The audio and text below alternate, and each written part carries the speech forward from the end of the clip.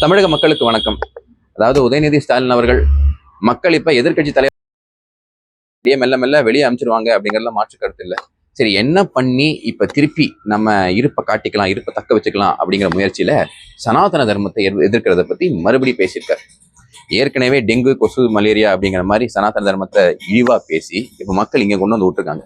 அவர் ஏங்க இந்த மாதிரி அடி வாங்கியும் திருப்பி இப்படி பேசுறாருன்னு நீங்க நினைக்கலாம். இதற்கு காரணம் ரொம்ப சிம்பிளுங்க. இதுக்கு காரணம் என்னன்னா, விஜய் அவர்களை ஒரு டிராப்ல இவர் கொண்டு போய் சிக்க வைக்க நினைக்கிறாரு.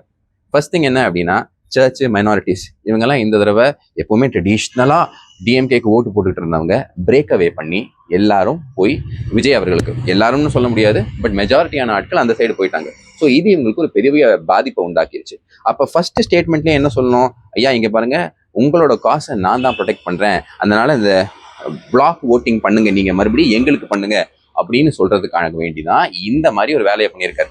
ஸோ இதை பார்த்தோன்னே விஜய் அவர்கள் யோசிக்கலாம், ஐயோ இவங்க எப்படி பண்ணாங்களே, ஸோ நாமளும் கொஞ்சம் அந்த பார்த்து எடுக்கணும் அப்படின்னு நினைச்சா அது மிகப்பெரிய தவறாக இருக்கும். மக்கள் உங்களுக்கு ஒரு ஹனிமூன் பீரியட் கொடுத்துருக்காங்க, கிட்டத்தட்ட 1 வருஷம் +or -6 months. நீங்க என்ன பண்ணாலும் மக்கள் உங்களை பெருசா கேள்வி கேட்க போறது இல்லை. அப்படி இருக்கும்போது இந்த டிராப்ல போய் விழுந்து இந்த கீழ்த்தரமான ஒரு பாலிடிக்ஸ் பண்றதுக்கு உதயநிதி அவர்கள் ஸ்டார்ட் பண்ணியிருக்காரு பாத்தீங்களா. தயவு செய்து அதுக்குள்ள போயிடாதீங்க அப்படிங்கிறது என்னோட ஒரு தமிழக குடிமகனாக, இந்திய குடிமகனாக, தமிழ் பேசக்கூடிய இந்திய குடிமகனாக உங்களுக்கு ஒரு வேண்டுகோள். 2வது விஷயம் என்ன அப்படின்னு பாத்தீங்கன்னா, எப்படி திமுக எந்த விஷயமாவது பண்ண முடியலன்னா நாங்க பிஜேபி எதிர்க்கிறோம் அப்படின்னு சொல்லிட்டு இந்த பிஜேபிக்கு எதெல்லாம் பிடிக்காதோ அந்த விஷயத்த பேசி இங்க ஒரு சென்டிமெண்ட்டை பில்ட் பண்ணிட்டு இருந்தாங்க. அது 2019 வரைக்கும் ஒர்க் அவுட் ஆயிடுச்சு. 2024 அது தோல்வி அடைய ஆரம்பிச்சிச்சு. அதுக்கப்புறம் மக்கள் அதை ஏத்துக்கல.